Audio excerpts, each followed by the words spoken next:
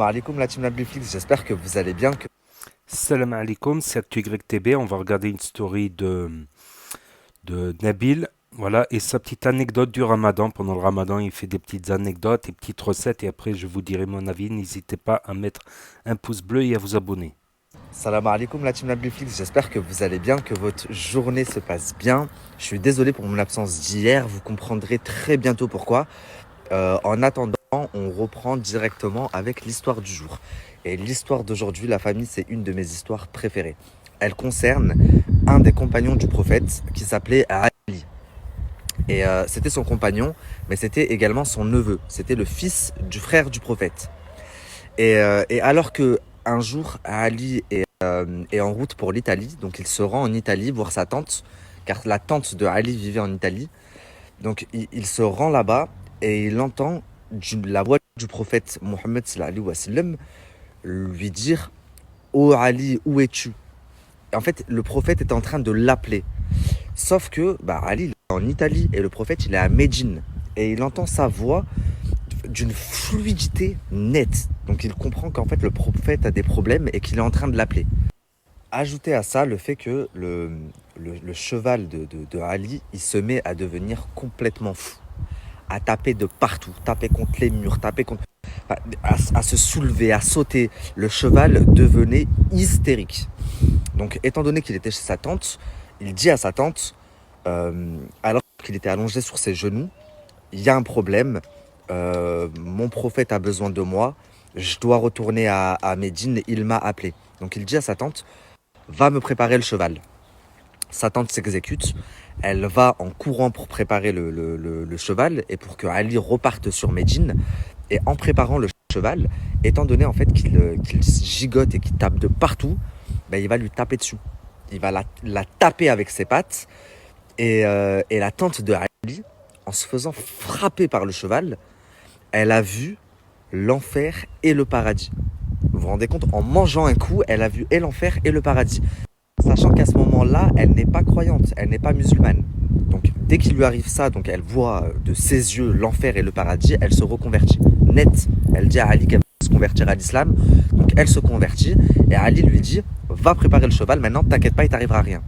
Donc elle va et en effet, il ne lui arrive rien.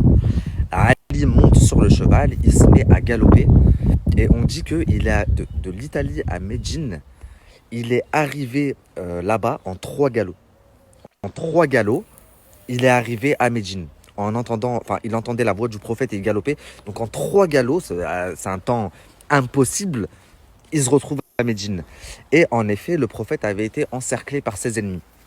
Donc ils étaient enfermés et autour d'eux, les ennemis attendaient de les sortir, de les tuer. Ils étaient en train de tout tuer autour.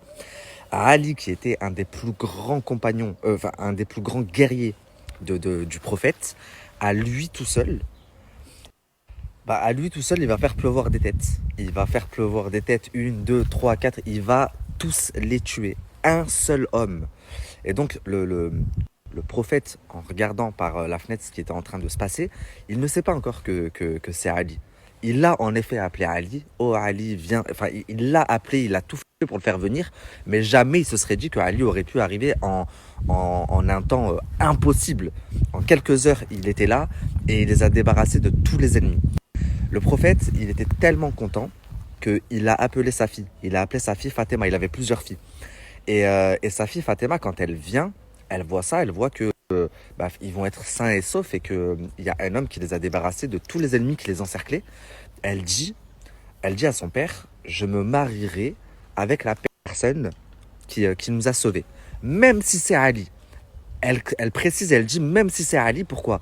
Parce que Ali avait déjà demandé la main de la fille du prophète. Sauf que celle-ci avait catégoriquement refusé. C'était mort, elle le trouvait vieux, elle le trouvait moche, etc. Donc elle a complètement refusé. Et là, en voyant ça, elle dit à son père: je me marierai avec la personne qui nous a sauvés, qui a fait ça. Même si c'est Ali.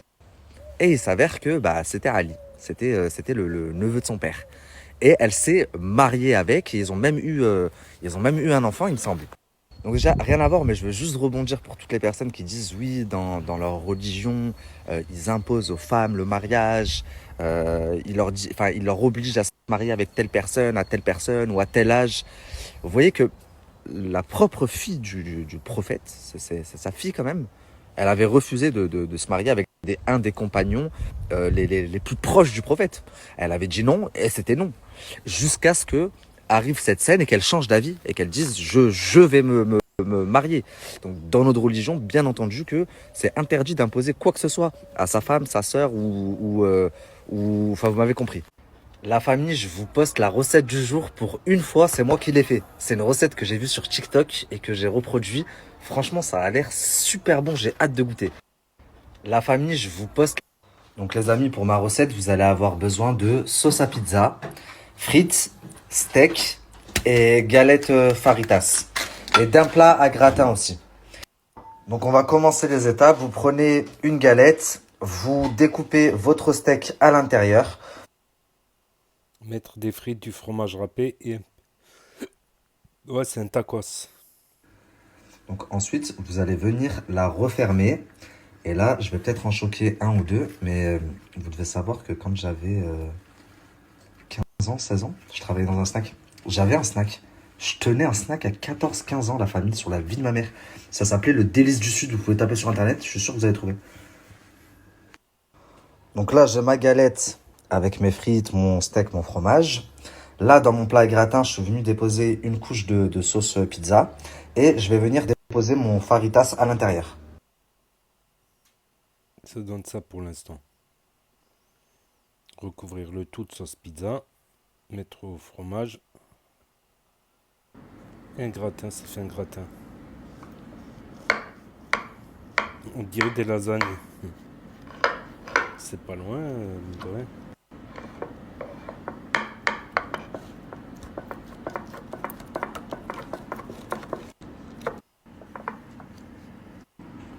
Bon appétit.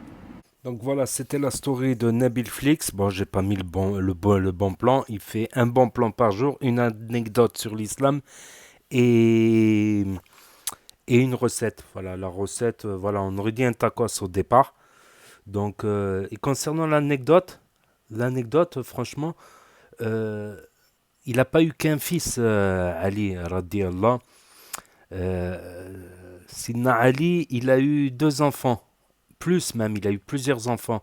Mais avec Fatima Zahra, c'est sûr qu'il a eu au moins deux enfants, c'est-à-dire Hassan ou Hussein. C'est les plus connus, Hassan ou Hussein. Voilà. Il y a les descendants de Hassan qui ont formé des dynasties au Maroc, les Idrissides par exemple, les Idrissides et les Alaouioun et d'autres familles aussi connues, d'autres grands chefs aussi connus au Maroc sont descendants du côté Hassan. Et côté Hussein, Hussein, il a été tué en Irak. Il a été tué en Irak. Voilà, dans la bataille de Kerbala, la fameuse bataille de Kerbala contre, comment ça s'appelle? Contre les Omeyyades. Les Omeyyades qu'ils ont gouverné ensuite. Donc, mais c'est son cousin, c'est Sidna Ali, radiallah, c'est le cousin de Fatima Zahra, Ali salam. Ouais, ils sont cousins à la base. Et il me semble qu'il n'y a pas une grande différence d'âge entre eux. Il me semble qu'il n'y a pas une grande différence d'âge entre eux. Et Sidna Ali, radiallah, c'était le neveu du prophète, sallallahu alayhi wa sallam, mais aussi son gendre, vu qu'il s'est marié à Fatima Zahra. Et c'était le premier enfant musulman. Voilà, parce qu'en fait, il était le neveu, mais aussi le père adoptif. Le prophète sallallahu alayhi wa sallam était le père adoptif de son neveu. Parce que Ali, Sina Ali, radiallah, il avait perdu son père très jeune. Donc non, le premier converti à l'islam, c'est Abu Bakr. C'est Abu Bakr, radiallah, le premier calife Rashidin. Et en fait, Sina Ali, c'était, radiallah, c'était le premier enfant. Le premier enfant. Et c'est vrai qu'il était très fort. Même très petit, ils lui ont offert l'épée Zulfikar, l'épée à double tranchant. Mais après, voilà, il y en a qui disent c'est un double tranchant d'un côté et de l'autre, et il y en a d'autres qui disent qu'il y avait deux pointes avec deux tranchants. Moi, je crois plutôt le double tranchant. Ça devait être une épée assez lourde. C'était une épée assez lourde, et tout le monde disait non, il n'y arrivera pas, il est petit, il n'arrivera pas à prendre la Zulfikar. C'est une des épées les plus lourdes. C'était une épée de butin. Et finalement, quand ils lui ont donné Zulfikar, malgré son jeune âge, il devait être adolescent et frêle. Non, mais il était pas frêle, on va dire, il était jeune encore, parce que Sina Ali, radiallah, il était très très costaud. Très très costaud. D'ailleurs, je vais vous dire une anecdote là-dessus. Et des tout petits, quand il a pris Zulfikar, il l'a manié, personne n'y a cru. Personne n'y a cru, subhanallah, qu'il arriverait même à la soulever, mais il l'a manié comme si c'était je sais pas quoi. Et Sina Ali, radiallah, il était tellement costaud que quand ils ont voulu le tuer à la mosquée de Koufa, une simple, un simple couteau ne suffisait pas parce qu'il était tellement costaud, tellement balèze qu'ils se sont dit qu'avec un couteau, ils pouvaient le louper. S'il faut le couteau, il n'atteindrait pas les parties vitales. Et du coup, ce qu'ils ont fait, c'est qu'ils ont mis du poison sur l'épée. Carrément, ils ont mis du poison sur l'épée pour ne pas le louper. Et à la prière, ils l'ont tué. Radiallah. En tout cas, ils sont tous au paradis. Tous les compagnons, quoi qu'il en soit, sont au paradis. C'est Mektoub dans le Coran. Voilà, tout simplement. Donc Sina Ali, radiallah, il était le quatrième calife Rashidin. Rashidin, ça veut dire bien guidé. Rashidin, bien guidé. Ça veut dire les califes bien guidés. Il y a des anecdotes là-dessus. Malheureusement, c'était pendant le temps de la fitna et des guerres et des divisions au sein des musulmans, des divisions au sein du camp de Ali. Et ma foi, c'est là où la branche kharijite a existé. Voilà, par sédition dans le clan d'Ali, parce qu'il avait accepté un arbitrage lors d'une bataille en Syrie, parce qu'il manquait trop d'eau pour les troupes de Ali, il ne voulait pas sacrifier ses troupes pour rien. Alors il a préféré l'arbitrage, c'est-à-dire quelqu'un de neutre qui négocie une paix. Et c'est de là qu'est sorti malheureusement le mouvement Kharijite. Donc c'était Sina Ali, radiallah, c'était quelqu'un de très intelligent, de très fort, de très costaud, de très fort à l'arme. Et il avait, je ne sais pas, cette éducation, ce respect, surtout envers les personnes âgées. Ça, je l'ai toujours répété. Que ce soit lui, ses enfants et ses descendants, ils ont toujours eu un grand respect pour les personnes âgées. Même quand les personnes âgées se trompent, ben, ils leur disent pas directement, mais ils leur font comprendre indirectement. Ils leur font comprendre indirectement pour qu'ils puissent comprendre sans être blessés. Sans être blessés. C'est un de ses descendants aussi qui avait dit un conseil dit à l'oreille, c'est mieux qu'un conseil dit en public, parce qu'en public, la personne peut se sentir humiliée. Il y a plein d'anecdotes comme ça, c'est incroyable. Sina Ali, radiallah, un des plus grands compagnons, un des plus grands califes rachidines, malgré que ils n'étaient pas toujours d'accord, les compagnons, entre eux, mais en tout cas, chacun a fait des choses bien, et comme l'est écrit dans le Coran, ils sont tous au paradis. Voilà, même s'ils étaient plus de 1000 compagnons, ils sont tous au paradis, malgré les divergences. C'est pas la fitna, elle était pas à ce niveau-là. Elle était, voilà, quand tous les musulmans ont commencé à se guerroyer, tout ça, voilà. Voilà, moi, je fais mon anecdote aussi, parce que là, il parle de Sidna Ali, radiallah. Je me suis beaucoup penché sur ce sujet. C'est aussi c'est Sidna Ali, radiallah. C'est le guide spirituel de tous les soufis également. Bah, pas confondre avec la Shia, le chiisme, tout ça. Donc le prophète, ça reste Sidna Mohammed, sallallahu alayhi wa sallam. Et chez les soufis, c'est des confréries en fait, les soufis, il y en a eu beaucoup au Maghreb.